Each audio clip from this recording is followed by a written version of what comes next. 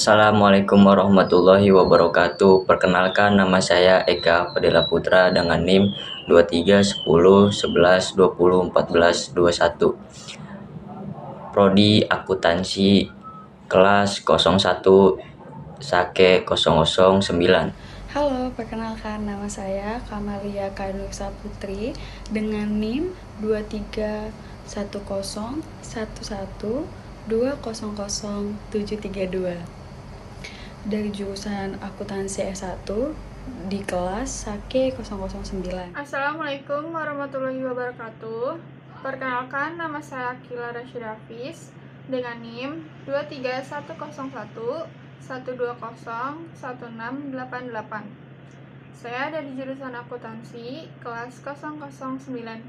Assalamualaikum warahmatullahi wabarakatuh. Hai teman-teman, perkenalkan nama saya Ulfa Fitriati dengan NIM 23101120689. Assalamualaikum warahmatullahi wabarakatuh. Nama saya Ayuditika Rezeki Razina. NIM saya 231011201135. Jurusan saya Akuntansi S1 dan saya dari kelas 01 Sake 009.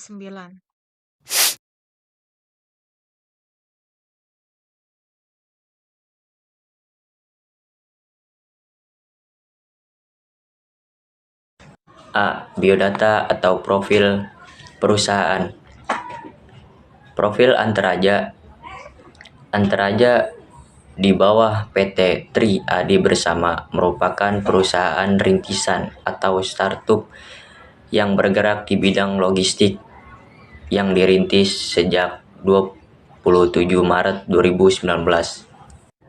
PT Tri Adi Bersama merupakan anak perusahaan dari ASSA yang merupakan anak dari Tri Putra Group. Tujuan Anteraja memberikan kemudahan dan solusi logistik dengan menyediakan berbagai layanan pengiriman. B. Visi Anteraja menjadi perusahaan penyedia jasa pengiriman berbasis teknologi yang senantiasa terus bertumbuh untuk menciptakan nilai-nilai bersama melalui kolaborasi aktif dengan semua pemangku kepentingan, komunitas, dan masyarakat.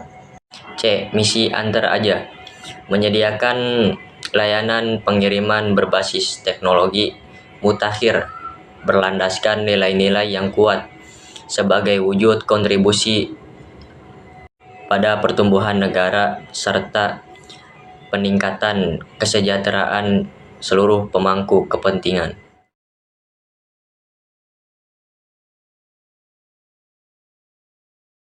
Kali ini saya mau membahas tentang kelebihan Anteraja.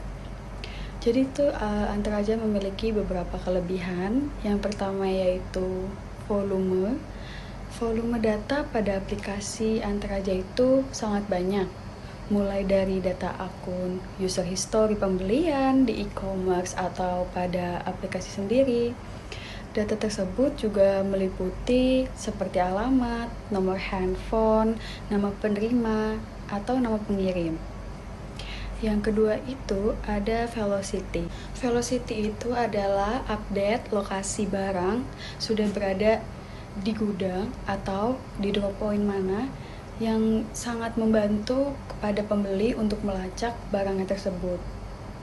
Selanjutnya itu ada variety, yaitu variasi pengiriman cukup banyak loh, seperti layanan pickup sendiri atau kita antar ke cabang terdekat di daerah rumah kita. Selanjutnya itu ada value. Value itu berisi data-data seperti transaksi, contohnya kayak misalnya kita mau melacak barang atau nama barang yang kita pesan itu akan terlihat di situ. Selanjutnya ada veracity. Veracity itu seperti keakuratan pengelacakan barang kita di mana. Karena di Anteraja itu kita bisa melacak barang kita menggunakan nomor RW bill-nya dengan akurat dan tidak salah.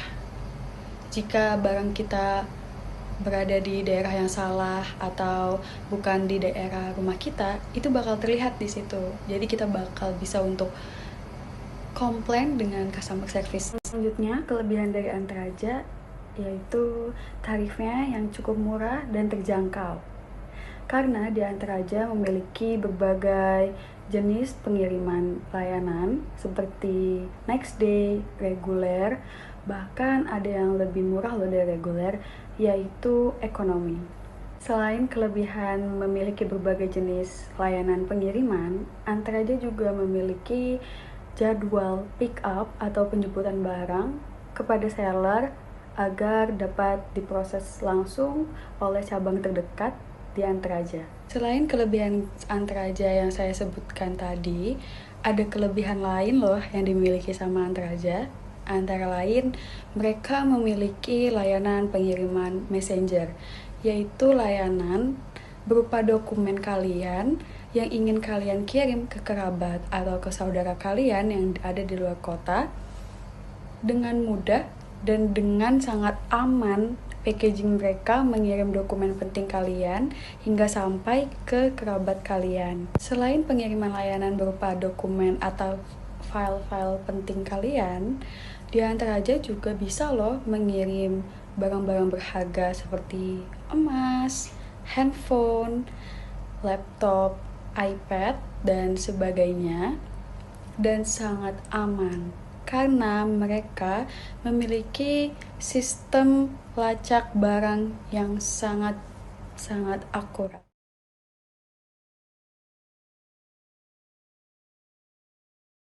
Di sini saya akan menjelaskan tentang kekurangan dari Antaraja. Yang pertama itu ada barang ditarik kembali.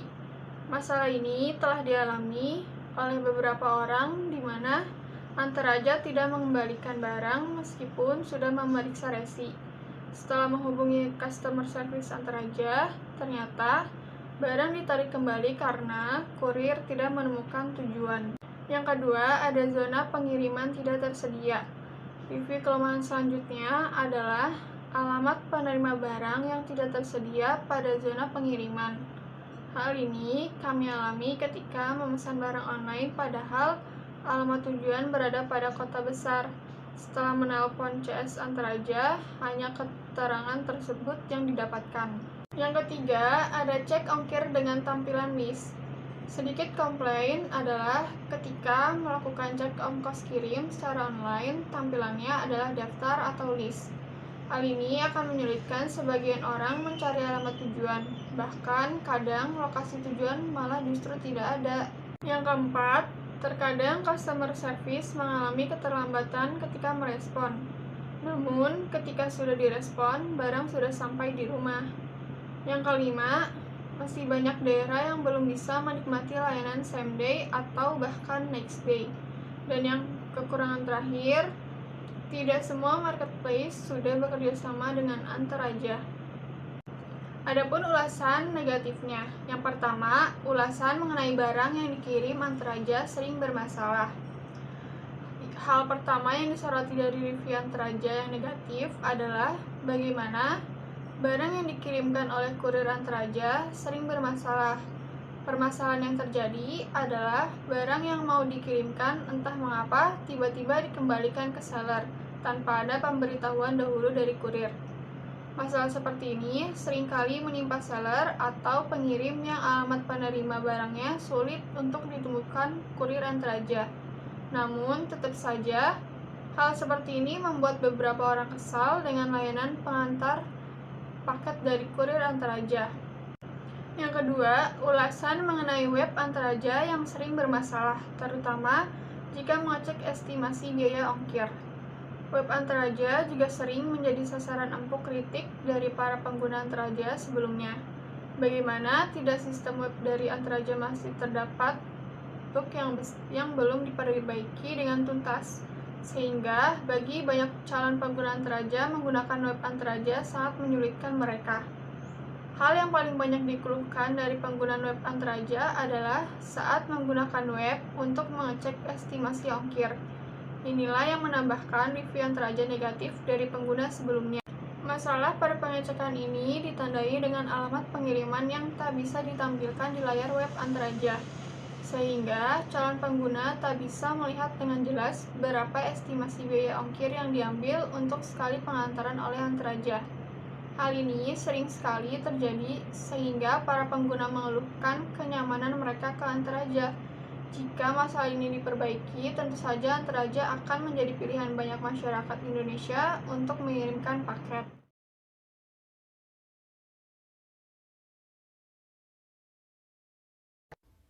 Ada 3 poin yang dapat saya rangkum dari komplain para pengguna yang sudah menggunakan ekspedisi Antaraja tentang mengapa sih Antaraja mengalami kebangkrutan dalam usahanya.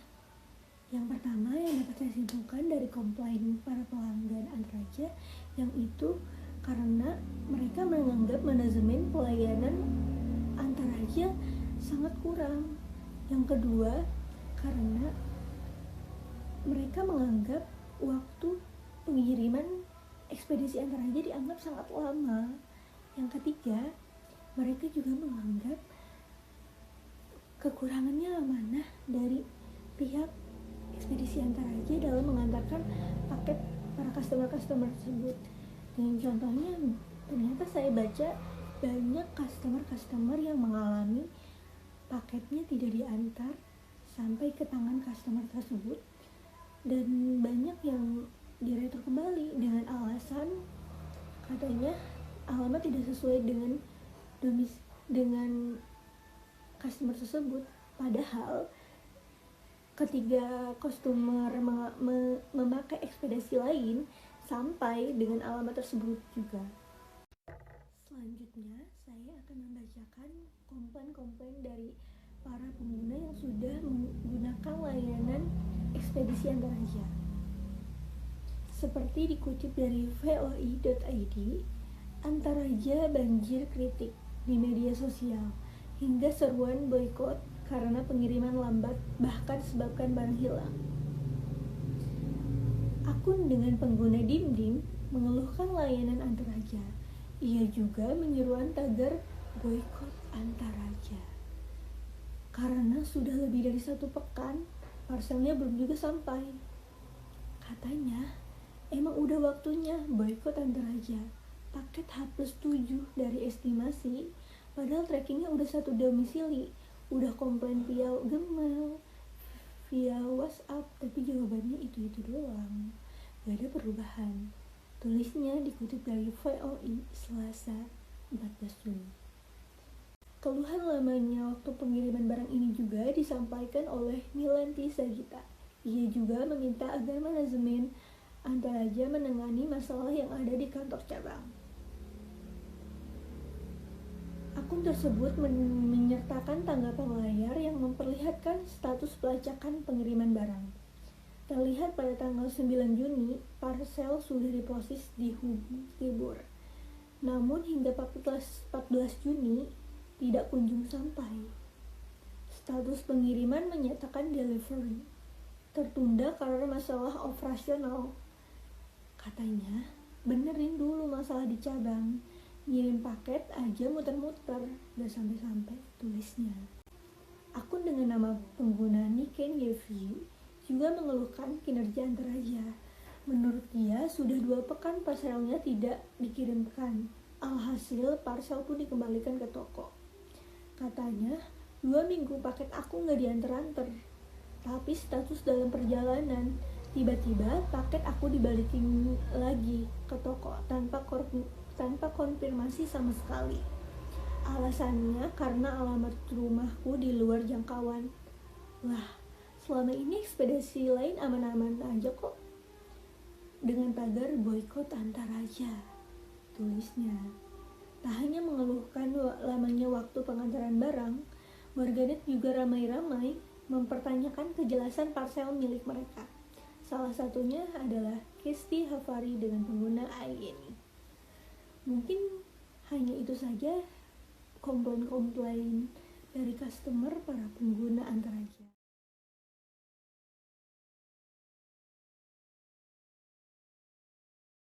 Dilansir oleh SWA Online, menurut Suyanto Chung, CEO Anteraja sendiri, terdapat 4 unsur utama yang menjadi sumber keberhasilan Anteraja.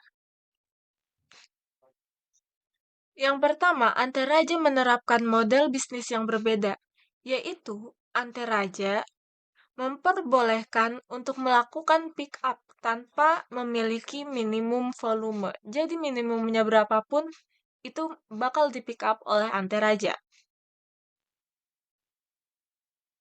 Yang kedua, dari sisi teknologi, Anteraja mampu mengembangkan layanan same day dengan biaya flat tanpa memandang jarak di dalam kota. Penggabungan kurir picking dan kurir delivery pada satu titik seperti estafet juga merupakan inovasi teknologi yang diterapkan. Begitu pula dengan pengiriman antar kota, harga yang sama berlaku untuk semua wilayah di kota tujuan, menciptakan efisiensi dan keadilan dalam biaya. Pengelolaan sumber daya manusia. Anteraja memberikan perhatian khusus pada pengelolaan sumber daya manusia. Mereka melatih para karyawan, kurir-kurir Anteraja yang disebut Satria, untuk memiliki standar operasional dan cara melayani pelanggan dengan baik. Internalisasi nilai-nilai terkait dengan pelayanan pelanggan dianggap sangat penting, karena pada akhirnya layanan tersebut disediakan oleh individu, bukan mesin. Sumber keberhasilan Anteraja yang keempat adalah sinergi dalam ekosistem logistik. Anteraja berhasil membangun sinergi dengan induknya, ASA, supaya ini dilakukan dalam rangka menciptakan bisnis yang light asset, sehingga menciptakan efisiensi dalam pengelolaan aset. Langkah ini juga merupakan bagian dari strategi grup untuk membentuk ekosistem logistik yang lebih kuat. Dalam ekosistem ini terdapat perusahaan lain yang berfokus pada layanan pengiriman jarak pendek, mild mile delivery, dan pusat pemenuhan fulfillment center. Dengan menggabungkan model bisnis inovatif, teknologi canggih, pengelolaan sumber daya manusia yang baik, dan sinergi dalam ekosistem logistik, Anteraja dan grupnya bertujuan untuk menciptakan fondasi yang kuat untuk keberhasilan bisnis mereka di industri logistik. Dari segi pemasaran, Anteraja pun juga sangat cukup baik. Pada tahun 2018, Anteraja sudah bekerja sama dengan Amazon, dan tahun 2022, Anteraja bekerja sama dengan Gojek. Selain itu, Anteraja sudah mewabah ke e-commerce seperti Blibli, Tokopedia, ataupun Shopee. Yang mana Shopee adalah e-commerce terbesar di Indonesia. Namun, dari sekian banyak kelebihan Anteraja, satu kekurangan Anteraja yang cukup fatal yaitu Anteraja memiliki manajemen operasional yang sangat buruk.